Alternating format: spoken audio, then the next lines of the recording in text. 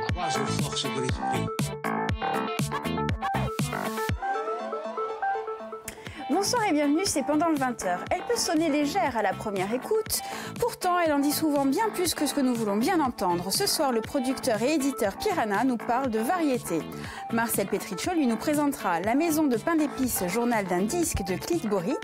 Et Rock Strips, ce sera notre focus en BD. Bonsoir Marcel. Bonsoir Corinne. Bonsoir Piranha. Bonsoir Corinne. Et merci d'avoir accepté notre invitation. Alors Piranha, on va peut-être tout de suite expliquer, c'est un pseudonyme que vous avez choisi. C'est un pseudo que j'ai choisi en fait quand je suis rentré dans le milieu de la musique. Je me suis dit que j'allais être entouré de requins.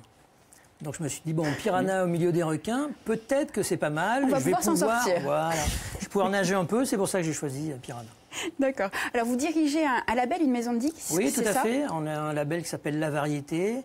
Je suis en fait cofondateur avec Jean-Philippe Benoît, qui est mon associé. Et c'est une société qui est en Corse. Et donc, de production. De production et d'édition. Musicale. Tout à fait. Ouais. D'accord. Alors peut-être nous définir ce que c'est que la variété. Alors la variété, justement, c'est justement tout ce qu'on fera jamais. Très bien. Voilà, c'était le but, hein, c'était de prendre un contre-pied en se disant on va faire du rock, on va faire du rap, on va faire de la pop, on va faire plein de choses, mais surtout pas de la variété. Donc on a trouvé ça très intéressant en fait. Et comme Jean-Philippe Benoît, mon associé, comme moi, on a travaillé dans des grosses multinationales à Paris, les gens nous connaissent et donc ils ont compris le contre-pied par rapport à ce qu'on avait fait dans le passé. Donc c'est très bienvenu en fait. Mais on a une image, c'est quoi la variété? C'est des trucs un peu légers, un peu ringards? Oui, ringard, voilà, c'est ça. En général, c'est Guy Lux, ça. Voilà, exactement. Mais citez-moi un titre de variété. Titre de variété, je ne sais pas, ça pourrait être un bon... De la bonne variété, il y en avait. Hein. Par exemple, Jodassin, quand j'étais petit. D'accord. L'Amérique, je trouvais ça très très bien. C'est de la bonne variété, mais la variété ringarde, qu'est-ce que ça pourrait être? Tout le reste? Tout le reste, je n'ose pas les citer. Nous n'allons pas nous fâcher. Alors, est-ce que les grands tubes actuels, c'est de la variété? Est-ce que certains sont de la variété? Est-ce qu'il y a un côté comme ça un peu transversal? Un petit peu, mais pas tout. Je trouve que dans les productions françaises, il y a beaucoup plus de choses intéressantes qui ne sont pas de la variété traditionnelle. Ce qui fonctionne le mieux en ce moment, c'est le rap. En France, le rap, ça avance. C'est très bien, parce qu'il y a du bon rap. Moi, quand je travaillais chez BMG, une multinationale, donc comme j'étais directeur artistique, on était trois. Il y avait le directeur des éditions, moi qui travaillais sur le local, et une secrétaire. On a signé MC Solar. Ah oui, pas mal. Qui a pas mal marché et qui fait son petit gros jeune, comeback. Il revient. Il revient très fort avec un très bon album. Donc dans le rap, il y a des choses intéressantes. Ayam, c'était bien aussi. Il y a plein de choses. Comment on l'explique, cette tendance au rap? C'est que maintenant, les gamins dans les cités, le rock, c'est plus trop leur truc, quoi. C'est plus trop leur truc. Mais moi, je me souviens quand on était adolescent, c'était NTM, Ayam, il y avait que ces Passy, voilà, Doc Gynéco, enfin, il y en avait quand même quelques-uns. Oui, il y en avait quelques-uns. Et ensuite, ça mais maintenant, maintenant, vous parliez de la variété tout à l'heure, maintenant, malheureusement, effectivement, la variété est aussi dans le rap. Donc, je vais citer aucun artiste, mais il y en a plein qui sont avec les vocodeurs, ils ne savent pas chanter. Bon, bref, la mauvaise variété, l'autotune, c'est ça que je cherchais. Avec l'autotune, dans le rap, il y a toute la mauvaise variété qui, malheureusement, marche. C'est ça le problème. Alors comment on explique le fait que la variété soit populaire? Ça s'adresse au plus grand public, hein. Ça ne s'adresse pas à des intellectuels ou à des gens qui ont une approche un peu underground des choses. C'est les gens qui n'aiment pas la musique, quoi. Qui aiment des chansons, qui sont faciles à retenir. C'est la télé. Peut-être un matraquage aussi derrière. Oui, bien sûr, parce qu'ils sont matraqués. Ouais. Au bout d'un moment, vous chantez ces chansons-là, quoi. Puis il y a des enjeux financiers, je suppose, derrière. Bien sûr. Puis il y a les émissions de télé qui facilitent pas trop la chose. Hein. Quand vous êtes un peu dans l'underground, un peu décalé, avec des choses intéressantes, on vous dit, faut changer les... Nous, on l'a dit, hein, il faut changer des paroles. La radio vous dit, il faut changer les paroles. Le disque a été produit avec la maison de disques, il faut changer les paroles. Donc là, on rêve. Donc on ne change pas les paroles. Pour que ce soit plus politiquement correct? Exactement, ouais, tout à fait. Et sur des choses assez banales, hein. Par exemple, sur Thérapie Taxi, à un moment donné, on dit elle est 100 fois trop bonne. Alors, je ne citerai pas le gros réseau qui, lui, nous a dit mais c'est pas possible. Bonne, ça passe pas. 100 fois trop bonne, alors que dans le rap, on entend des choses... Pire. Bien sûr. Donc, ouais, il faut faire attention. Alors, vous êtes passé, vous l'avez dit, par des grandes maisons de disques, hein, Universal, BMG. Et IMI aussi. Qu'est-ce qu'il reste d'humain, d'artistique, de sensibilité dans ces grosses machines? Plus grand-chose. Alors, plus grand-chose. Surtout pas de la manière dont moi je travaillais quand j'étais chez eux. Je me suis aperçu en recréant donc la variété, parce que nous on est des découvreurs de talent avec mon associé. Et on signe jamais des gens qui sont connus, qui ont déjà fait des albums. On trouve des gens qui n'ont jamais rien fait. Et donc après, on passe des deals avec des multinationales. Donc par exemple, Thérapie Taxi et Pogo Car Crash Control, ils sont en deal avec un label qui s'appelle Panenka à Paris. Et quand on a vu d'autres grosses maisons, on s'est aperçu que la grosse difficulté, en fait, vous arrivez avec vos maquettes. Avant, les gens écoutent. Moi, j'écoutais les maquettes, je me disais c'est bien, c'est pas bien, je prends. Non, maintenant, c'est plus comme ça. Les directeurs artistiques, ils ouvrent leur ordinateur, ils vont sur YouTube, ils disent c'est quoi le nom de ton artiste? Et ils tapent. Et ils regardent s'il y a quelque chose. Ah, mais il n'y a rien. Je dis bah c'est normal, on vient de le découvrir. Ah ouais, mais nous, on ne sait pas faire, tu comprends, on récupère que les trucs. Donc ça a été très très compliqué. Hein. Alors c'est même dans le mode de fonctionnement. Dans le mode de fonctionnement, de rechercher des artistes, que ça a vraiment changé. Ça a vraiment changé. Et donc vous avez fondé La Variété justement pour revenir aux sources? Exactement, ouais, tout à fait, revenir aux sources et puis dans le plaisir de découvrir des artistes et de les développer après. C'est ça qui est intéressant. Et surtout d'être sur des secteurs qui sont un peu décalés. Thérapie Taxi, c'est vraiment c'est du sexe, fun, trash, les concerts, c'est bondé, tout marche par le bouche à oreille. Et c'est décalé, c'est pas toutes les multinationales qui... Moi, je reçois plein de félicitations des multinationales maintenant, me disant c'est génial. Mais eux n'auraient pas pris. Ils l'auraient jamais pris, hein, mais jamais, jamais, jamais. Mais maintenant, ils trouvent ça génial. Alors, on va parler de vos choix. Bien sûr. Justement. Avec, pour commencer, il faut m'aider, Pogo Car Crash Control ou P3C. Ou P3C, tout alors, à fait. 4 garçons. Non. Non, 3 garçons, une fille. Une fille à la basse. Des gueules d'ange pour tout le monde, mais plutôt énervés. Hein? Alors, très énervés, très énervés. Hein. Ils font ce qu'ils appellent du death rock. C'est proche du punk, garage, comme ça. Ils sont tous très jeunes, hein, moyenne d'âge 22-23 ans. Ça joue extrêmement bien. C'est des gamins qui ont fait de la musique depuis qu'ils ont 8-9 ans, tous. Et en concert, c'est exceptionnel, c'est en français, c'est sans concession. Et les gamins adorent ça. Allez, je vous coupe et je vous propose de regarder tout de suite le clip de P3C.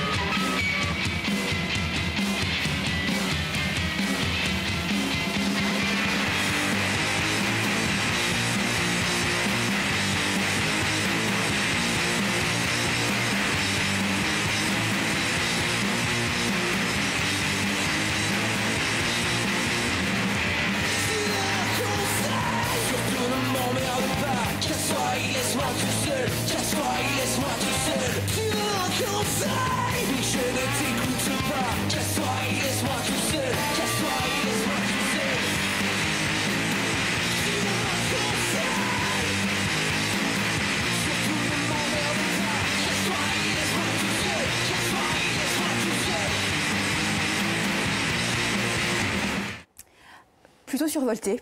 Donc. Plutôt survolté, ouais, tout donc à le fait. titre, c'est Conseil. C'est Conseil, oui, tout à fait. Ça, c'était le titre du EP.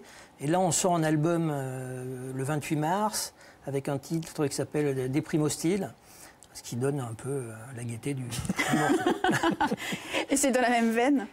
Tout est dans la même veine, ouais, c'est à fond, c'est à fond. Et les concerts, de la première note à la dernière note, les gamins montent sur scène et se jettent dans la foule. Alors, on voit le clip de Déprime hostile à l'écran. Et alors, donc ça, c'est vraiment ce vers quoi vous voulez tendre, cette identité-là? Alors, notre identité, elle est assez variée. Hein, on a signé 4 artistes. Sur le même label, donc Panenka, on a signé Pogo Car Crash Control et Thérapie Taxi. Et donc, Thérapie Taxi, c'est un peu différent hein, de Pogo. On a signé après un autre artiste qui s'appelle Vadem, qui lui fait du hip-hop pop, très intelligent, très bonne écriture, beaucoup de charisme. et puis un autre artiste qui s'appelle Montebello, et qui fait une très bonne pop, variété très classieuse, quoi. Donc on est assez varié, ce qui correspond au nom, hein. Pas de variété, mais varié dans les contenus. Alors vous parliez justement de Thérapie Taxi. Je vous propose de regarder un extrait de leur clip.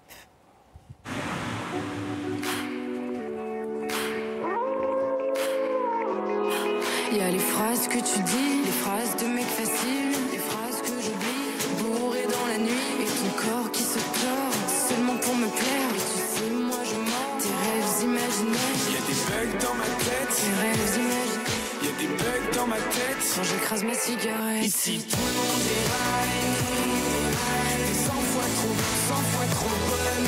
T'as bugué nos entrailles, t'es 1000 fois trop sexe.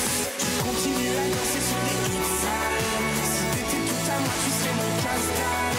Je continue à danser sur des hits sales. Si t'étais tout à moi, tu serais mon casse-dalle. Je manque d'application comme les chiens. Alors là, le titre c'est Roméo Elvis. Alors, c'est un It's featuring Sale. en fait avec Roméo Elvis sur un titre qui s'appelle It's Sale. En fait, ce rappeur est un rappeur belge qui est très connu en Belgique. Hein, et Thérapie Taxi cartonne en Belgique. On est numéro 2 des ventes, derrière Ed Sheeran, qu'on peut, Oui, c'est intouchable. artiste intouchable. Donc on est numéro des ventes. Et là-bas, on avait des radios qui nous jouaient. Par contre, on n'a fait aucun concert. On a fait une journée de promo le 9. On va retourner à Bruxelles pour faire des concerts. Mais sans concert du tout, être numéro 2 du top des ventes là-bas, c'est énorme. Donc en France, on vient de recevoir le top 50. Dans le top 50, on a fait une entrée fracassante aussi dans les téléchargements. On est rentré direct numéro 6. Et le jour de la sortie sur iTunes, on était numéro 3 sur les albums. Alors qu'est-ce qui fait que ça marche? Alors ce qui fait que ça marche, c'est que c'est insolent. Ça se prend pas au sérieux. Et ça parle de sexe, de drogue, de fun, de plein de choses que les gamins adorent. Et surtout, ils sont extrêmement sincères dans leur démarche, quoi. Il y a un truc qui accroche tout de suite, leurs paroles ne laissent pas indifférent. Et ils mélangent plein de choses. Ils s'acoquinent un peu avec le rap, donc les rappeurs aiment bien ça. Ils font vraiment de la pop, mais en même temps ils font des trucs trash. Donc c'est assez ouvert. Et là, on vient de rentrer sur Énergie cette semaine, donc ils nous jouent à Donf. On rentre sur RTL2. On est l'album de la semaine sur Europe 1. Je pense que ça va décoller. Hein. Parce que ça démarre juste les radios en France. Musicalement, c'est très très bon. Hein. C'est très très bon. C'est très très bon. Moi, je suis content. C'est la preuve. On a l'impression qu'en France, pour pouvoir émerger, il faut sortir d'une émission de télé-réalité. On va pas les citer. Heureusement qu'il y a encore des gens qui vont vraiment chercher les talents et qui n'attendent pas qu'on sorte de The Voice ou de Nouvelle Star. Donc vous les citez? Voilà, j'ai cité 2. Très bien. Comme pour rebondir sur ce que disait Marcel, c'est très formaté en ce moment ce qui passe en radio, trop formaté. Trop formaté, ouais. Les différences entre tous ces artistes qui sont formatés, ils sont très très bons quand ils sont bastonnés sur les gros réseaux avec leur single, c'est-à-dire avec une chanson. Nous, contrairement à eux, nous, c'est les albums. On est téléchargé en album, on est 6e en album. Donc ça ne représente pas la même chose. Nous, on va faire un développement de carrière. Ces artistes-là, qui sont dans le top avec une chanson, ils en font un. 3 mois après, c'est fini, on n'en entend plus parler. Donc nous, on n'a pas la même démarche. Nous, on ne produit jamais d'artistes qui ne font pas de scène. Jamais, jamais, jamais. À l'ancienne, quand on faisait Voilà, un album. exactement. Voilà, tout à fait. Avant, il fallait faire de la scène, après, on faisait un album. Tout à fait. Alors vous parlez des médias traditionnels, mais est-ce qu'aujourd'hui tout ne se joue pas sur les plateformes de téléchargement légales? Beaucoup. Ouais, il y a beaucoup sur les plateformes de téléchargement, bien sûr. Mais les gros réseaux sont quand même là tout le temps. Ça fait la différence. Hein. Maintenant, il faut tout avoir en fait. Avant, il fallait avoir que les gros réseaux. Maintenant, il faut avoir les réseaux, mais après les plateformes et tout ça. Donc, il faut avoir beaucoup de choses. Hein. Plus les réseaux sociaux. Les réseaux sociaux. Où là, on est très très présent. Oui. Ah oui, sur Facebook. Sur Facebook, on a mis un titre de l'album de Thérapie qu'on n'a pas mis sur YouTube. On l'a mis juste sur Facebook. En une semaine, on a fait 2 millions de vues. Oui. Donc c'est pas mal. C'est pas mal. Pas mal du tout. On fait pareil avec Marcel Pétrichol à chaque fois, qui nous parle de BD très inspiré. Marcel, c'est à vous. Alors, La Maison de Pain d'Épices, un journal d'indices de Clyde Boris. Alors, ça fait un petit moment que je voulais parler de cette bande dessinée et de son auteur, Clyde Boris, qui est un pseudo, hein, puisque le vrai nom, c'est Hubert Mounier. Ça vous parle, Caroline? Pas vraiment. Pas du tout. Et pourtant, si je vous chante Chic Planète. Non. C'était le chanteur de l'affaire Louis Trio. Je dis c'était parce qu'il est malheureusement décédé en avril 2016. Alors c'est pas sa première BD. Il était d'abord connu en tant que dessinateur, donc, notamment une BD qui s'appelle le Temple de la Paix. Puis avec cet album, il en finissait enfin avec sa schizophrénie entre le dessinateur et le chanteur. Les deux sont réunis dans cet album. Il n'arrivait pas à choisir jusque-là? Il est un petit peu partagé entre les deux. Alors bon, on sait qu'il a connu la célébrité avec l'affaire Louis Trio. Il a eu du mal à rebondir après la séparation du groupe. Alors cet album, vous allez voir, c'est fait de plein de plans séquences, de petits tableaux, de petites scénettes qui sont autant de tranches de vie de ce créateur. Alors il nous parle de toute sa dépression, de la séparation du groupe, de ses problèmes liés à l'alcool, comment il s'en est sorti. Il nous parle de ses grands, de ses petits malheurs, ses pannes d'inspiration, de ses contrats pas toujours très bien signés, de ses amitiés fidèles, notamment Benjamin Biolay qui est énormément présent dans l'album. Puis il nous parle aussi des bonheurs retrouvés, des bonheurs d'antan et des bonheurs retrouvés avec sa nouvelle femme et l'attente d'un bébé. Et surtout, voilà, cette BD, c'est la genèse de son album qui portait le même titre, La Maison de Pain d'Épices. Comment il a eu envie de refaire de la musique, comment l'inspiration lui est revenue, comment les chansons lui sont venues, comment il les a peaufinées très très longtemps, pourquoi il a été demandé de l'aide à Benjamin Biolay pour ses compositions. Voilà, puis il revient aussi vraiment sur la conception de cet album solo et tout ce qu'il y avait autour de cet album à l'époque. C'est très introspectif, la narration est très agréable quand même, c'est très très drôle, il y a énormément d'humour dans cet album, il se fiche même de lui, il caricature à tout va. Voilà, moi j'ai beaucoup aimé, il met même en scène différents héros de son enfance. On voit, si on feuillette l'album, on va apparaître des noms qui vont parler aux anciens, Hakim, Zambla, des petits fascicules, ouais, tout ça. Voilà, les petits fascicules qu'on trouvait chez les marchands de journaux. C'est bourré de références au 9e art. Son dessin, c'est une ligne claire, mais c'est maîtrisé, c'est fluide, c'est hyper agréable, c'est vraiment très, très plaisant. Pour les connaisseurs, c'est un style qui mélange le dessinateur Yves Chaland et un dessinateur, je suis sûr que vous connaissez, c'est Serge Clair, qui a dessiné des pochettes pour albums, notamment pour les Cramps, grand dessinateur de rock. Voilà. C'est un ouvrage qui transpire le plaisir. On sent qu'il a eu du plaisir à faire cet album. Voilà, c'est instructif, c'est touchant, il y a beaucoup d'émotions, de sincérité. Voilà, je voulais vraiment rendre hommage à quelqu'un qui a chanté Chic Planète, qui était vraiment un chic type. Voilà, Jolie Clyde Boris. conclusion. Votre deuxième choix. On part dans le rock avec Rock Strips. Alors le principe est très simple, hein. Il y a 2 tomes. Dans chaque tome, on a demandé à une trentaine d'auteurs de BD connus et même reconnus d'écrire sur un artiste, une chanson, une musique qui ont marqué l'histoire du rock.